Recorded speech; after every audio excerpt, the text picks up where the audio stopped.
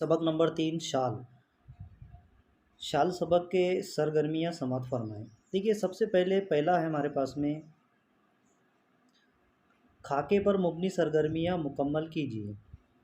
सबक से मौजू लफ्ज़ तलाश करके शब की खाका मुकम्मल कीजिए।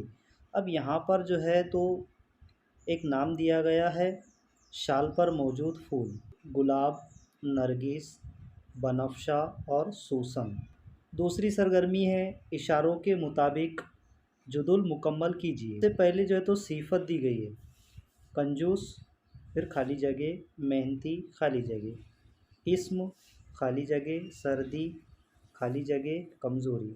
तो ये जो आप खाली जगह देख रहे हैं तो इसमें हमको जिसके जवाब लिखना है तो किस तरह से लिखेंगे? कंजूस, सर्द, मेहनती, कमज़ोर। अब उसकी इस्म क्या है? सिफत में हमने कंजूस लिखा तो उसकी इस्म हो जाएंगी कंजूसी। सिफत में हमने सर्द लिखा तो नीचे हो जाएगा सर्दी। मेहनती का मेहनत और कमज़ोर का कमज़ोरी। इसी तरह से ये भी इस्म है और ये फ़ेल लिखना है तो यहाँ पर बौखलाहट फ़ेल में आ जाएगा बौखलाना। इस्म में मुस्कुराहट है तो यहाँ पर आ जाएगा मुस्कुराना। चहचाहट का चहचाना और बनाना का बनावट। तो इस तरह से ये दूसरी सरगर्मी हमने समाप्त फरमाई। इशारों के मुताबिक जुदुल मुकम्मल कीजिए। अब यहाँ पर एक दिया गया है शाने, फिर यहाँ पर मोटी, पाँव मजबूत। तो यहाँ पर शाने भरे भरे, पिंडलियाँ मोटी मोटी, पाँव बड़े बड़े और मजबूत कमर।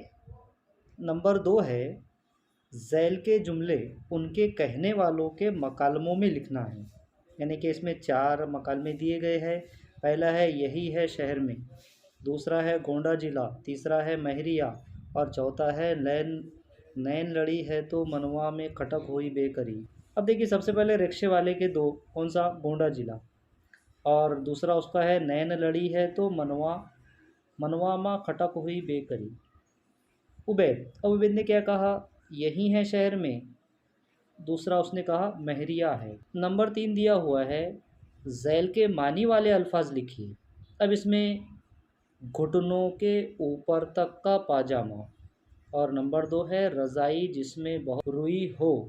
देखिए, नंबर 3 का जवाब है कि घुटनों से ऊपर तक का पायजामा, जिसे नेकर कहा जाता है।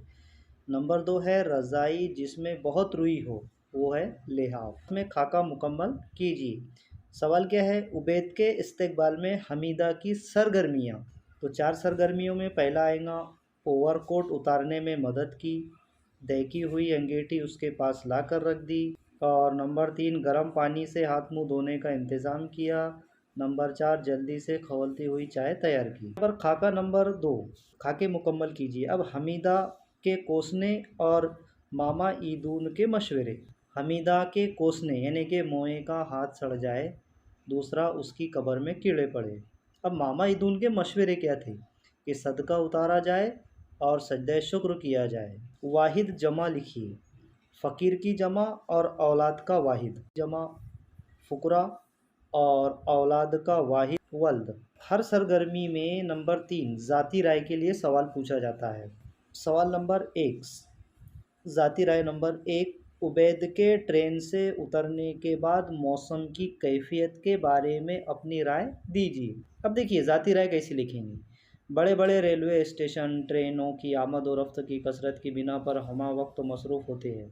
मुसाफिरों का आना जाना, मुलाजमीन व दीगर मुतल्लिक़ा अफराद की सरगर्मियाँ और उन सब की चहल पहल से उन स्टेशनों की रौनक दिन और रात के फ़र्क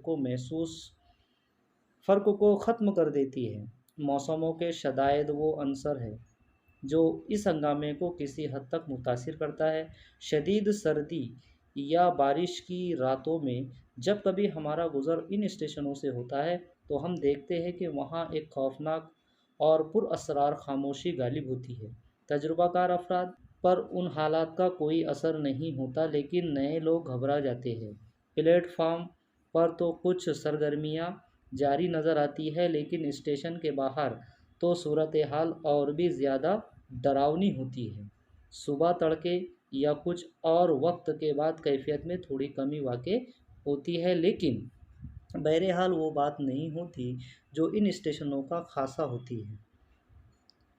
افسانہ شال میں عبید کے ٹرین سے اترنے کے بعد موسم کی کیفیت اور اسٹیشنوں کے پرسکون ہونے کے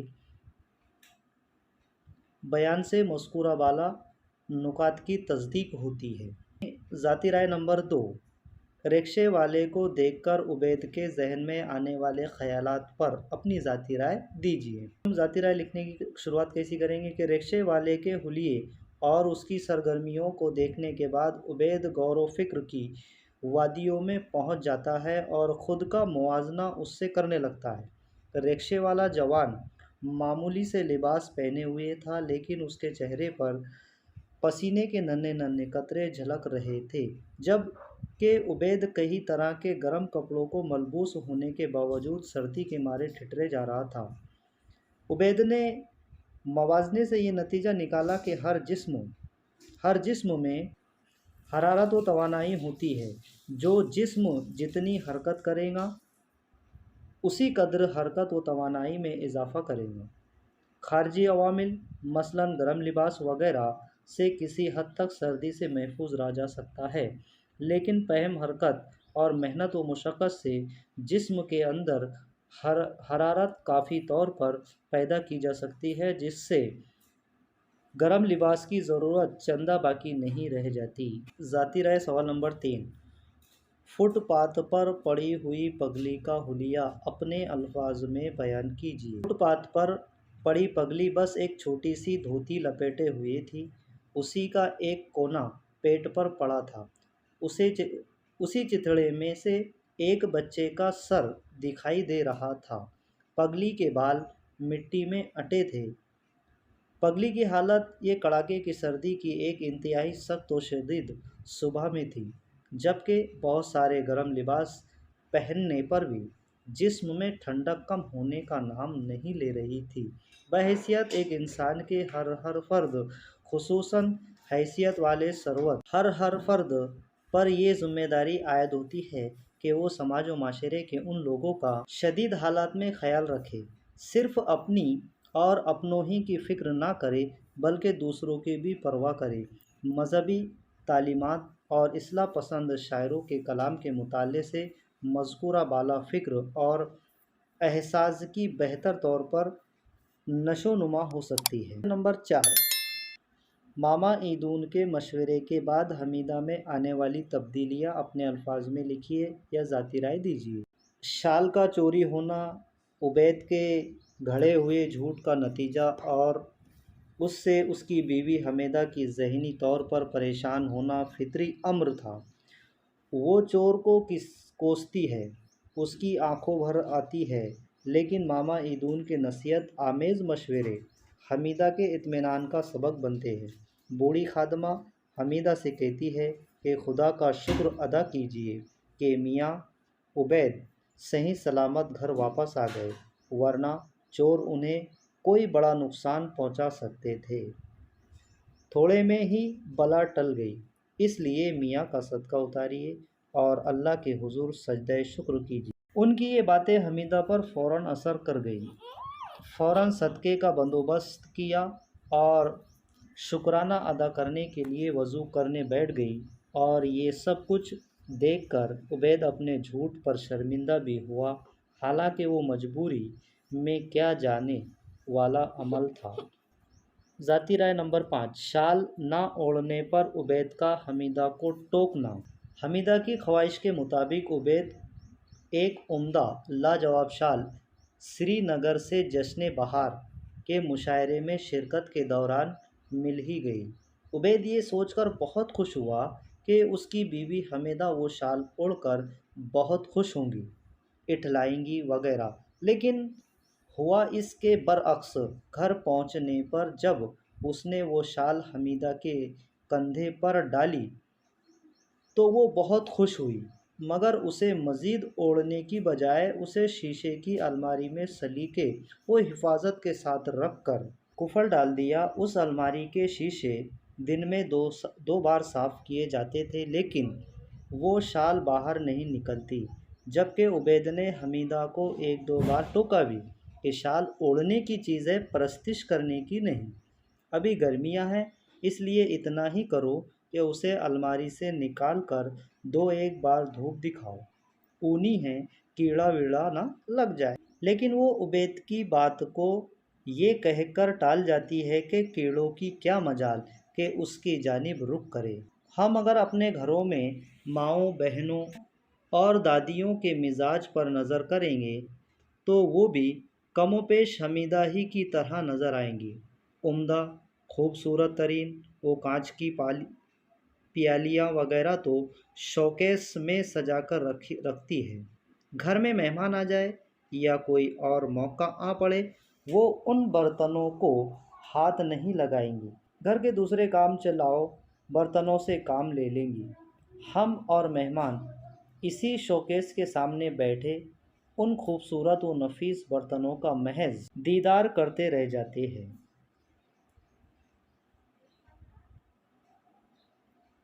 ذاتی رائے نمبر 6، ٹرین میں سردی سے بچنے کے لیے عبید کی کوشش پر اپنے اظہار خیال کیجیے یا اپنی ذاتی رائے پیش۔ کڑاکے کی سردی میں کیے گئے مختصر سفر کے دوران رات میں عبید کو بہت زیادہ ٹھنڈی محسوس ہو رہی تھی۔ اس سے بچنے کے لیے اس نے برت پر اچھا خاصا موٹا گدا بچھایا تھا، اس پر 2 کمبل اوڑھے تھے، ان کے اوپر سے اپنا موٹا اوور کوٹ ڈال لیا تھا، مگر پاؤں پھیلا کر سو نہ سکا، ٹھنڈک کے مارے گٹری بنا رہا۔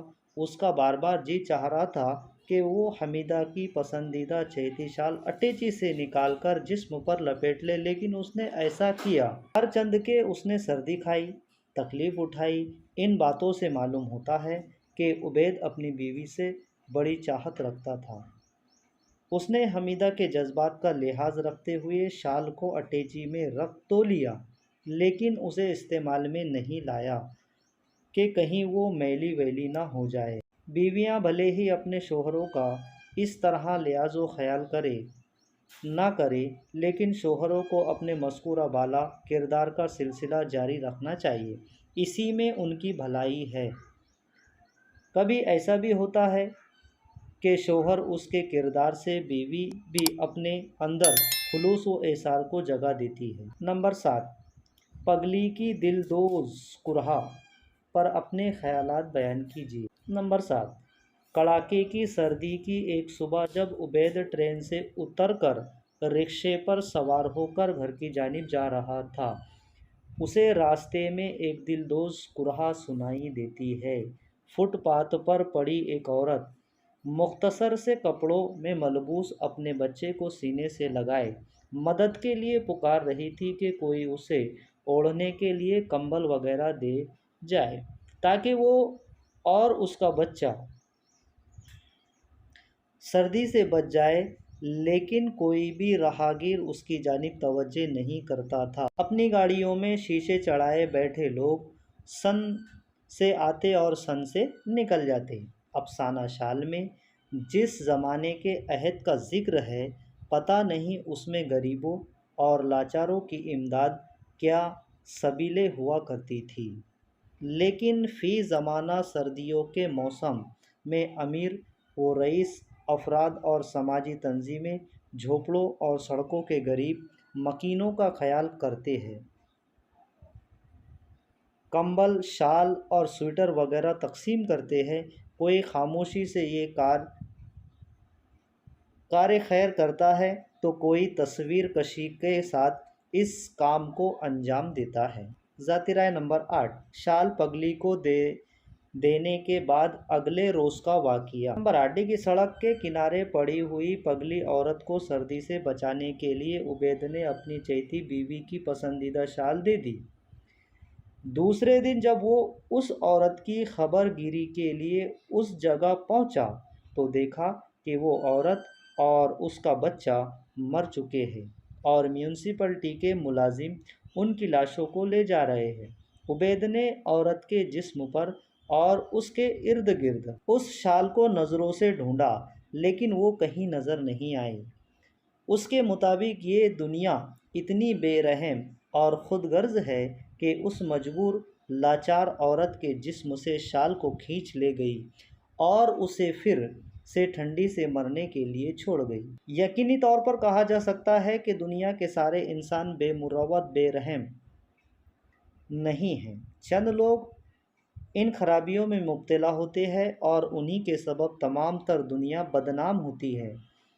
اکثر شاہراہوں اور دیگر راستوں پر ہونے والے حادثات کے دوران دیکھا گیا ہے کہ لوگ مدد کے لیے دوڑ پڑتے ہیں، لیکن انہی میں کچھ لوگ چوری کرنے والے بھی ہوتے ہیں۔ اکثر امدادی کاموں میں مصروف ہوتی ہے اور یہ چور ہاتھ کی صفائی دکھا جاتے ہیں۔ ذاتی رائے نمبر 9، عبید کے لیے حمیدہ کی اتحا محبت۔ عبید کی بیوی حمیدہ کی خواہش تھی کہ اس کے پاس ایک ایسی خوبصورت شال ہو جو کسی اور کے پاس نہ ہو۔ ایک واقعی خوبصورت و لاجواب شال خرید کر عبید نے اپنی چہیتی بیوی کی خواہش کو پورا کر دیا۔ حمیدہ اس شال کو بڑی حفاظت سے شیشے کی الماری میں رکھ دیتی ہے۔ کڑاکے کی سردی میں ایک سفر کے لیے روانگی کے موقع پر دونوں میاں بیوی نے محسوس کیا کہ سامان سفر میں گرم چادر نہیں ہے۔ تھوڑے سے توقف کے بعد حمیدہ